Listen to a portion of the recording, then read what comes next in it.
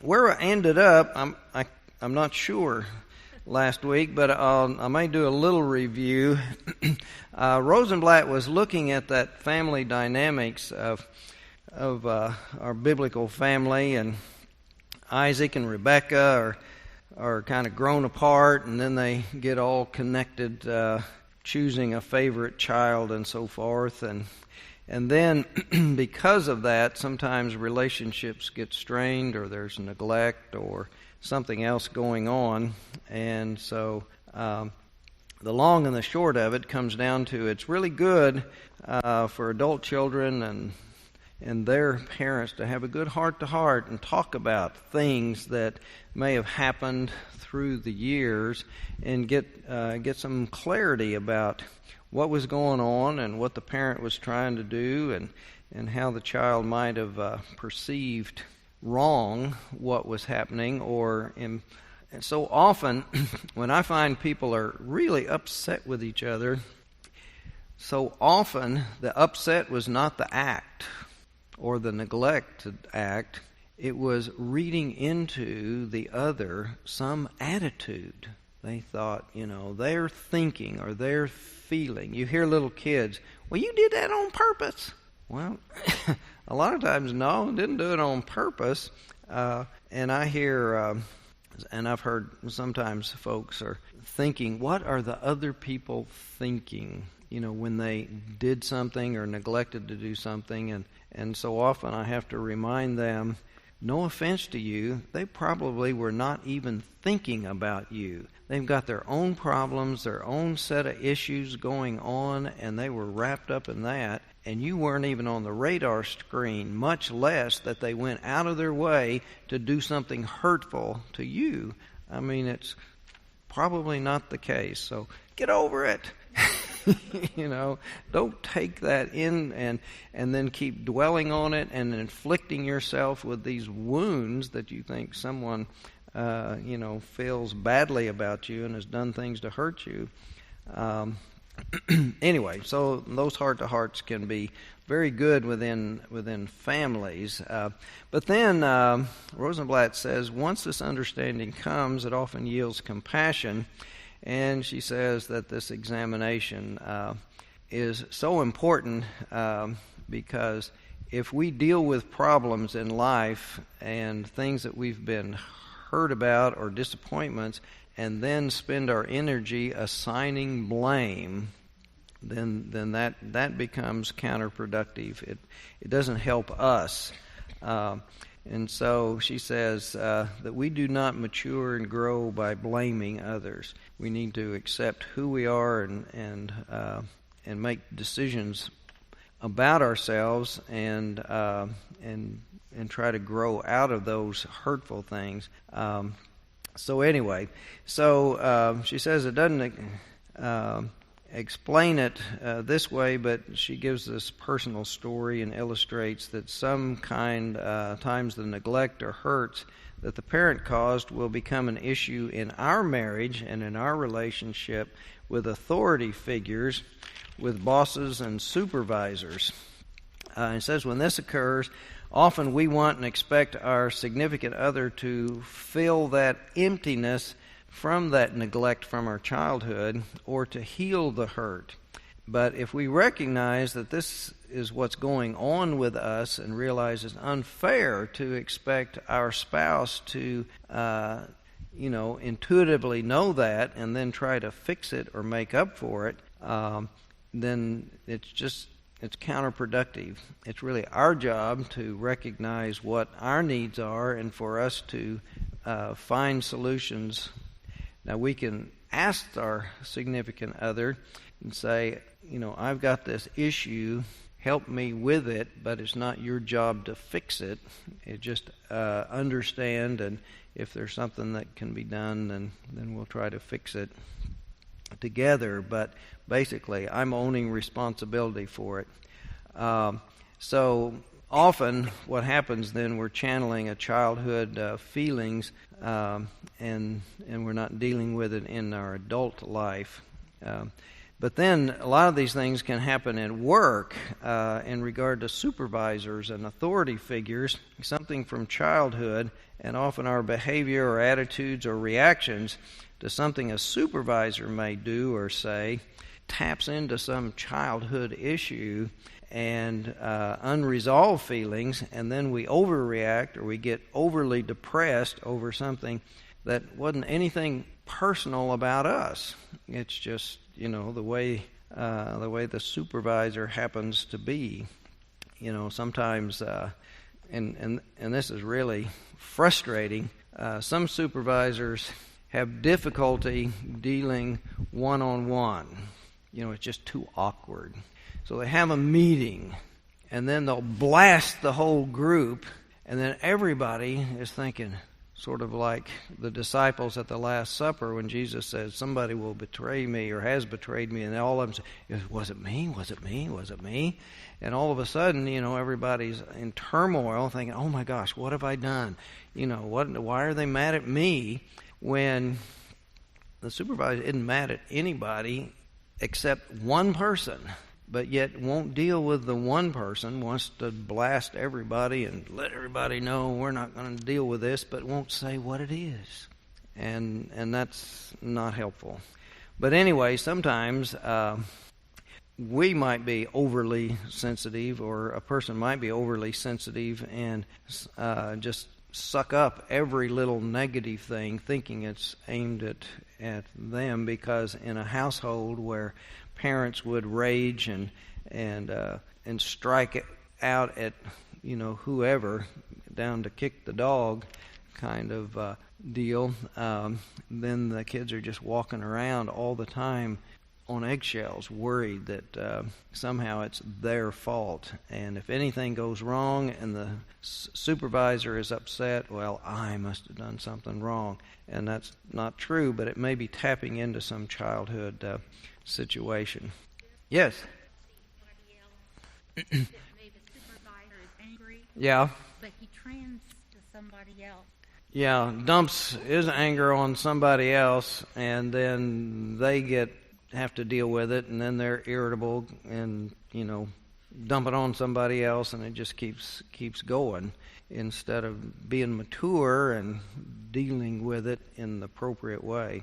Yeah, that happens so often. And the flip side of that is so often, some random act of kindness can, start a chain reaction of someone feeling so much better because they receive some random act of kindness, and so they're in a good spirit, and so they are kinder to everybody they meet and more gracious and so forth. So we really do are affected by everything around us, and then we have influence and effect on everything around us.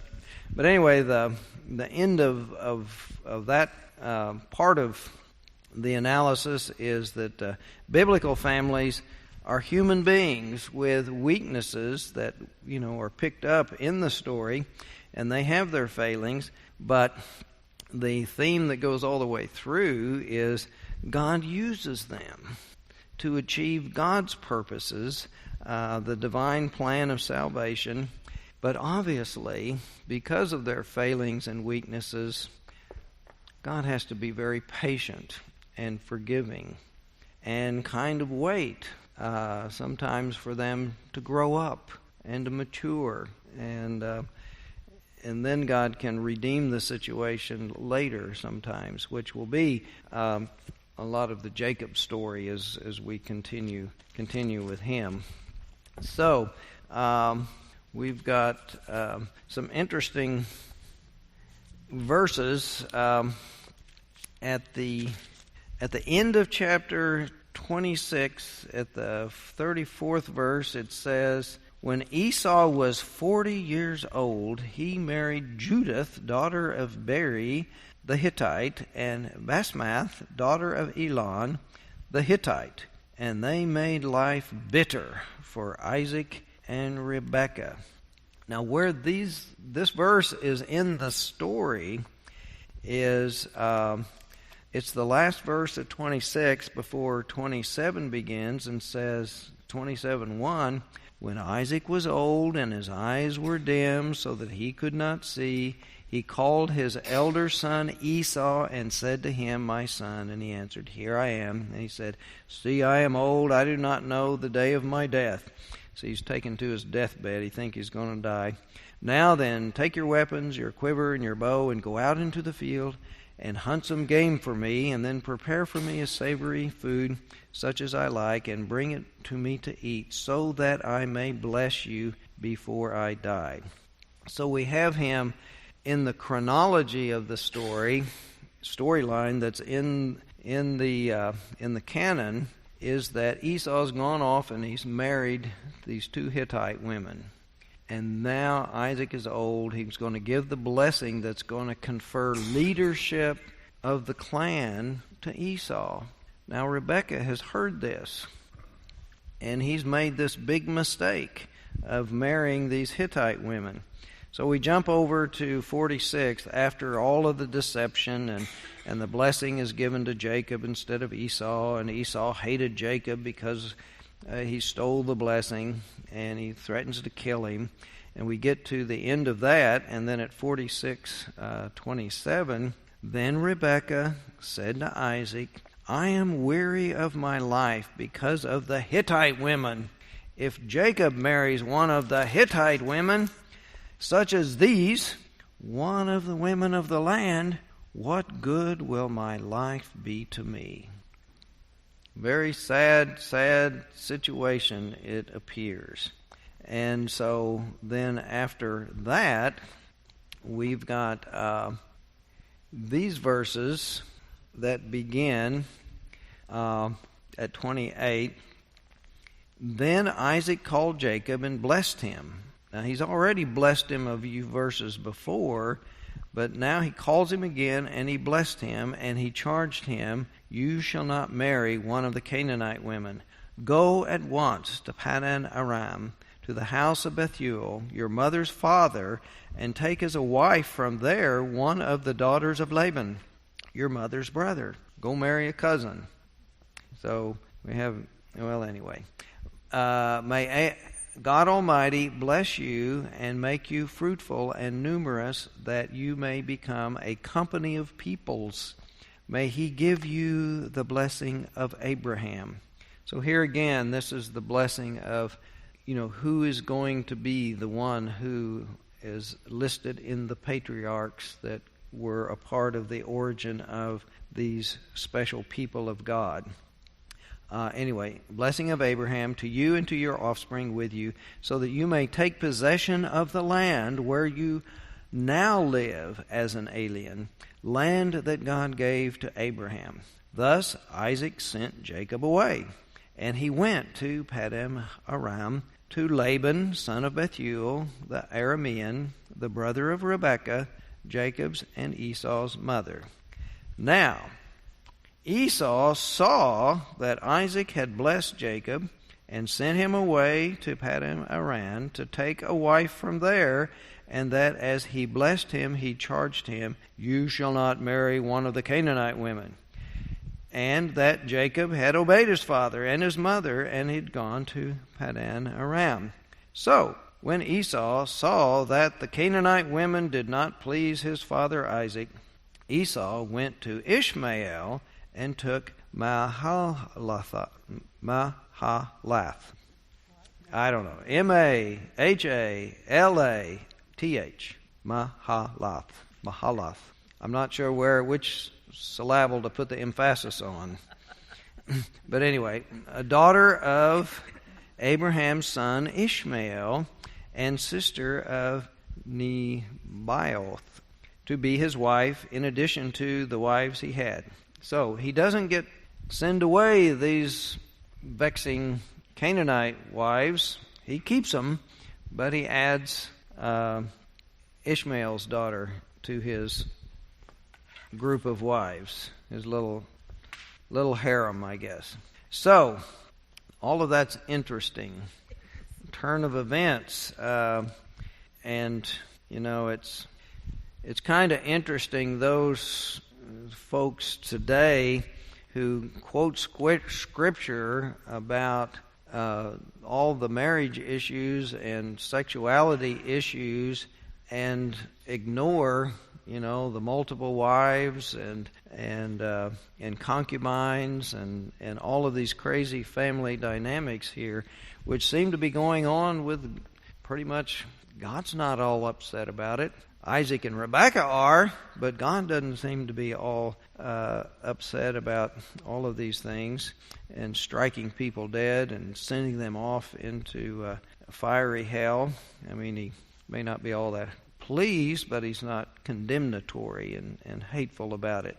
Anyway, Von Rad tells us this story is... wait a minute, I jumped too far. So Esau's 40 years old when he marries these two Hittite women, and they make life bitter. And then he sees that Isaac, is... Now this is weird. Makes you stop and wonder, how can Rebekah be so sneaky and get away with this, sham of having Jacob go in and get the blessing when they're always hanging around and they can hear everything that's going on? I mean, how can you do anything in secret? I mean, it just, that's kind of amazing here. But anyway, one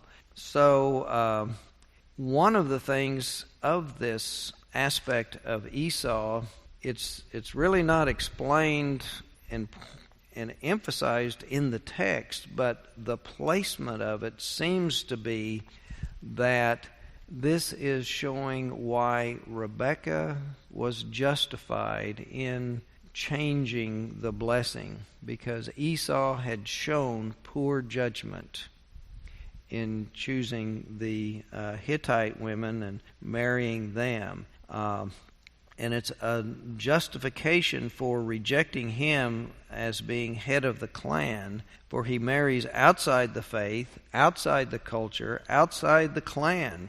And he shows disloyalty to their traditions, to their way of being and living. So, anyway, that's just seems to be what the placement is telling us. Another thing that happens, it doesn't convey the anger and the bitterness. This looks like it's from a different tradition that's not aware of this big trick that Rebekah and Jacob pull off, and then Esau's anger and bitterness and threatening to kill Jacob. I mean, that is not apparent in those verses. Anyway, he tells us, Von Rad tells us that this story is inserted here from other sources that did not know this Great Depression or deception, and Jacob is not running for his life as fast as he can to get out of town, but it's very ceremonial. He receives a blessing and a sending forth that seems to be motivated by the bad decision of Esau to marry Canaanite women. Now, Von Rad tells us to remember, when was this written and who was the audience? And it's in the post-exilic time after the exile, and the community that's hearing it, and the authors of Genesis, the redactor who pulled together J. Yahwist and the priestly version, was very concerned about the mixed marriages that were happening at that time. The time of the return from the exile to rebuild the temple in Israel, foreigners had filled in after the exile, and there were lots of intermarriages, lots of mixed and diluted population and culture. And also, most of the folks who had been carried off into exile didn't want to come back. They were already intermarrying and assimilating into the Babylonian culture, but the diehards and the purists were the ones who did come back. And they saw all the problems of the intermarriage, how that dilutes the traditions and dilutes the loyalty to the way of Yahweh. So they become quite concerned about marrying within the faith and within the family. And so this intermarriage question was was a real serious one within that context. So they were quite concerned for purity, not so much racial and ethnic, but faith purity and practice. Now, Walter Brueggemann says that the theological crisis at this time of the writing of these verses, the believing people were set in a cultural context where they were tempted by various religious and cultural alternatives, not just the marrying part, but all the other things that were going on.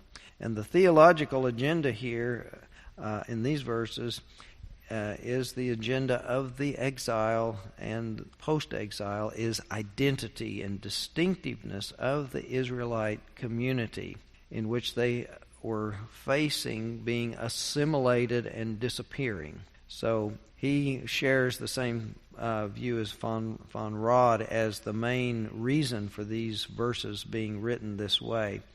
This acute threat of assimilation came to be symbolized in this problem of mixed marriages. I mean, it was pretty obvious. Anyway, Brueggemann asserts that these verses are like a minority report, though, or a minority opinion from the Supreme Court decisions, which present a very different perspective when we read those in the paper. You know, the 4 and 5. Well, 5 voted this way, and this is their opinion.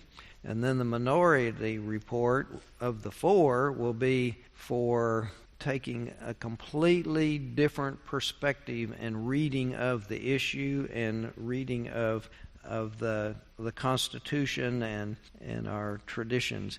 So this passage seems to be a minority report of the overall Scripture, because generally it's not so strict as this.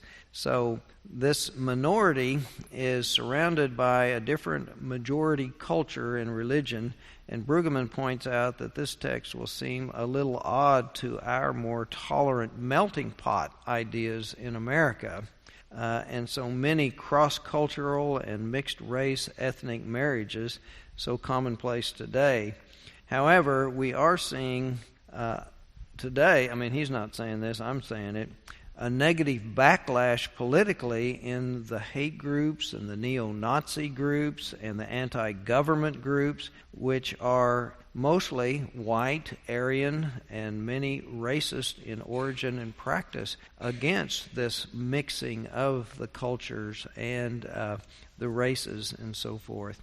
So it's interestingly, Esau recognizes the virtue and the issues of staying within the family, within the clan, within the tradition, recognizes that that is a value, and so he tries to fix it a little bit. And he takes a wife from Ishmael's line, his father's line, not his mother's line. But again, he doesn't divorce and send them away. Now, the next section, well, anyway, any questions or responses to that situation and context in our Genesis storyline? Okay. Well, we begin with after Esau has taken another wife, then we catch up with Jacob. We go back to Jacob. Well, Jacob left Beersheba and went toward Haran, and he came to a certain place, and he stayed there for the night, because the sun had set. Taking one of the stones of the place, he put it under his head and lay down in that place. And he dreamed that there was a ladder set up on the earth, the top of it reaching to heaven, and the angels of God were ascending and descending on it. And the Lord stood beside him and said, I am the Lord, the God of Abraham your father, and the God of Isaac. The land on which you lie I will give to you and to your offspring. And your offspring shall be like the dust of the earth, and you shall spread abroad to the west and to the east and to the north and to the south. And all the families of the earth shall be blessed in you, and in your offspring. Know that I am with you, and will keep you wherever you go, and will bring you back to this land. For I will not leave you until I have done what I have promised you." And then Jacob woke up from his sleep, and he said, "Surely the Lord is in this place, and I did not know it." And he was afraid. And he said, "How awesome is this place! This is none other than the house of God, and this is the gate of heaven." So Jacob rose early in the morning, and he took the stone that he had put under his head, and he set it up for a pillar, and he poured oil on top of it. Now that was as a pillar, not a pillow, a pillar. Now pillars are really big, but this was a little stone that grew into a pillar. And he called that place Bethel, but the name of the city was Luz at the first. And then Jacob made a vow, saying, "If God will be with me and will keep me in this way that I go, and will give me bread to eat and clothing to wear." Now it's interesting, clothing to wear. That wasn't a part of God's promise. It's interesting how when we get the review or the repeating of what was said in one place, and just a couple of verses later it's repeated again, and then it changes. A lot of times there's things added to it. I find that very interesting. It reminds me of discussions with my son when he adds to something that we agreed to do that is to his benefit. But I didn't include those words and those items in the discussion. But he thought he heard it. Anyway, so give me bread to eat and clothing to wear, so that I come again to my father's house in peace. Then the Lord shall be my God, and this stone which I have set up for a pillar shall be God's house. And of all that you give me, I will surely give you 1/10, or give 1/10 to you. So that's interesting. The tithe comes up again, just kind of thrown in there right at the end. Clue is probably a priestly document. Now, this verse obviously is the inspiration for the little song, "We are climbing Jacob's ladder, higher, higher." But anyway, the impression is that since Jacob had to flee in a hurry, we're kind of back to the fleeing part when we get to verse 10 when he had to leave, because he's trying to get away as far away and as quickly as possible, so he's still running into the night. He doesn't stop at, as the sun's beginning to set and take time to create a camp. At this point, he's running into the night so that it is pitch dark, and he finds a stone and he just lays down right there and goes to sleep using the stone for a pillow at that point. So, it doesn't say it that way, but that's the implication of it being dark and that he doesn't set up camp. He just lays down and grabs a stone instead of something softer to lay his head on. Now, it seems reasonable that he would have a restless sleep wherein he would awaken from a dream immediately and remember it vividly. Have you ever kind of wakened up and you were in the middle of a really vivid dream, and then you go back to sleep and you remember it was a very vivid dream, but you can't remember what it was? That it just kind of evaporated? But if you wake up and you think about it, if it's really a disturbing dream and it wakes you all the way up and you think about it, then it stays in your memory. It comes into your conscious part of your brain. So much of the dream stuff is in other parts of our brain that we're working out stuff. And one of the big parts of deep sleep is taking short-term memories and putting them into long-term memory.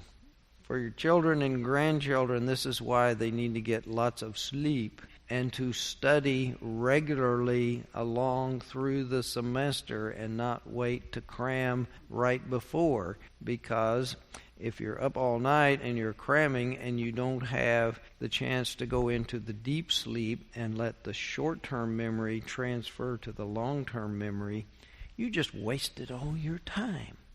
I wish I'd known that when I was going through school. It would have helped me do better. But it's just how the brain works.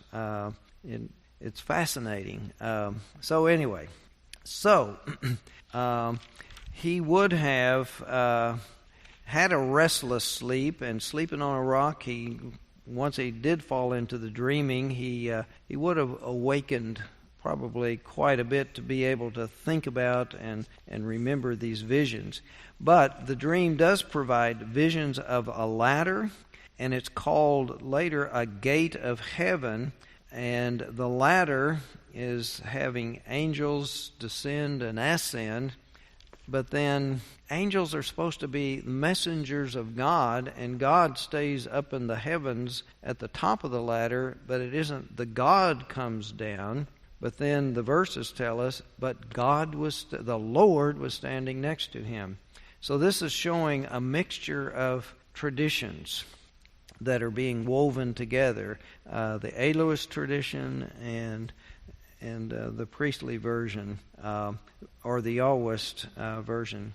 So the Aloist has a strong emphasis on dreams as the way God communicates with human beings, and but the dream provides these visions of angels, and they're going up and down, but the idea of a gate of heaven.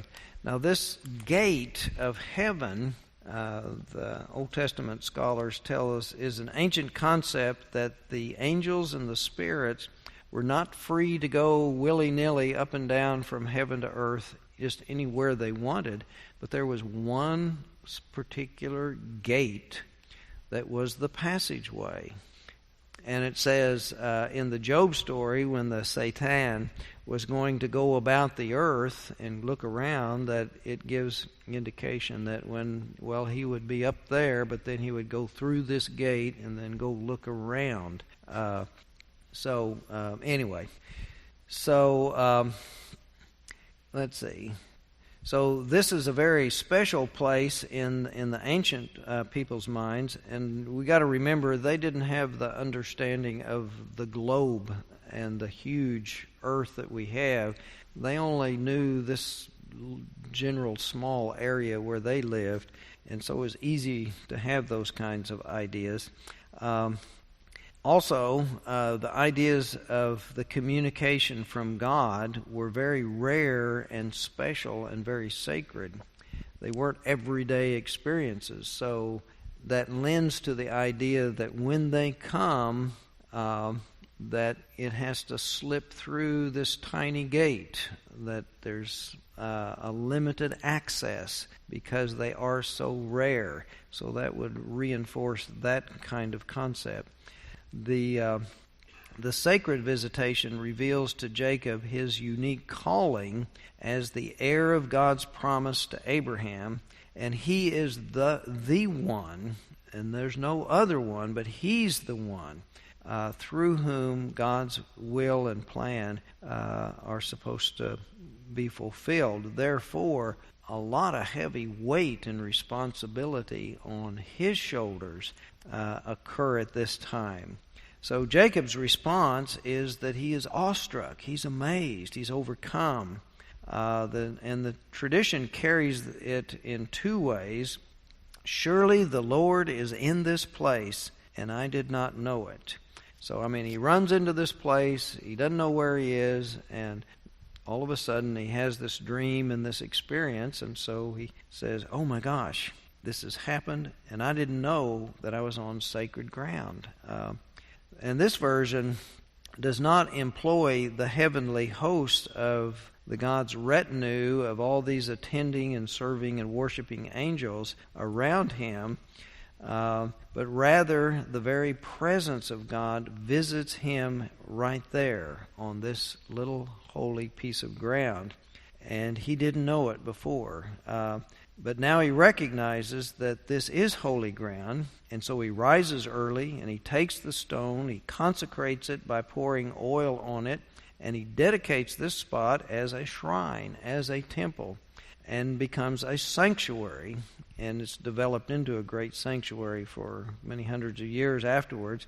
And others might come and find and experience that this is where God can be met, and this is and becomes a house for God in the image of creating this shrine and this special temple, this earthly place where people can find and meet God.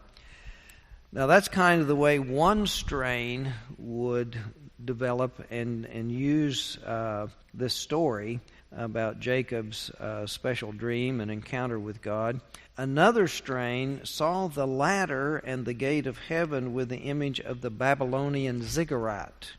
That is where the deities are high on a mountain and they live up there, and they don't ever come down, but they will send the messengers. They'll send the angels up and down to send their messages for them. So that's where the ladder and the angels going up and down comes from, and the ladder into heaven, and then the bottom of it is in the ground. But anyway, so that's indication of a whole different view and cosmology of how God and humans relate and connect. The one, the Lord stands right by him. The other, the Lord is way up there, but God uses angels for messengers. And in that view, God's self, is too holy to come down and talk to people. Therefore, a messenger has to go and speak for God. You know, why would God come to me? God sent me a messenger. I mean, it's still an important message, but anyway. So the temple for the meeting was at ground level. Like the Babylonian ziggurat, they had temple on the ground level, but they believed the gods were way up there at the top and up in the clouds. And the heaven above is where the firmament is, the dome that held the waters above, except for when the floodgates come through, that God is above all that, and so forth. It's part of that three-storied universe, God in heaven above the dome, and the dome covers the earth, and that's the middle part, and then the lower part is in Sheol, where the spirits of the deceased go. You know, we bury the folks in the ground, and so we think the spirit is connected to the body and it's in the ground. It's a part of the general resurrection idea that the spirits are connected to the bodies. They're in the ground, they're in the underworld, and they're alive down there in some form or way, but at the general resurrection they will all come up and be restored, like the dry bones in Ezekiel's image. But anyway, that's one of the ways of conceptualizing that the ancient folks dealt with. But we imagine the stone for the pillow as a small stone, but the pillar was often 7 feet tall in these temples. And so there was a 7-foot tall temple pillar at some point, and so it got connected with the pillow stone that was smaller. But Von Rad said if he was going to pick up a pillar and set it up as a worship center, he would have to be pretty strong. Now we've got Jacob hanging out in the tent with Rebekah cooking and such. He's not out like Esau getting strong, being athletic. He's a more passive kind of guy. So how in the world is he going to be strong enough to lift a pillar? Well, Von Rod tells us, and we'll come to it soon, that when he first meets Rachel at a well, she's gathering the sheep, but they had a big stone that covered the well, and he rolled it away. So he has some strength there to move a big stone. And then when he's coming back to meet Esau and he wrestles with the angel or the God all night long, well, that's demonstrating great strength to have that stamina to wrestle all night long. So there's two cases where we get a different image of Jacob. And so he pours oil on the stone, and that's a way of anointing something and setting it apart as sacred. To pour oil on something, to anoint. We know we have the idea of Jesus as anointed and as Messiah, that anointing set aside, designated as sacred, something for God's purposes. And so, anyway, I don't know. That is a very good question. I will assign you homework to look it up and come back with a report next week. Well, I need to look up some things about altars and stones. Oh, his question was, so when do they start rolling stones over wells? Well, I would think keep the debris and sand and keep people who don't belong here from using it because water was scarce. But and it may not have been so much a well as some kind of a spring or something that they would block it off so that it didn't give easy access. But I would think mostly just pollution. And I wouldn't think it would be so much something that became widespread, because wells would be different depending on the location and whether there were stones available, and the situation and the makeup of it was easily covered. But I know wells that are dug. Do you have a lid on your well? Yeah, it's a concrete slab. He's got a concrete slab on it. So a lot of times wells are covered to keep them clean, to keep debris from falling in, people from falling in, and sheep from falling in, and so forth. But they even have well houses. But that was to protect the pump because it was electric, right? He's got his emergency generator out there in his well house. So, okay, well, that's a good question. I went to get a new watch band, and I got a haircut, and I went to get a new watch band at Target, and they were completely sold out.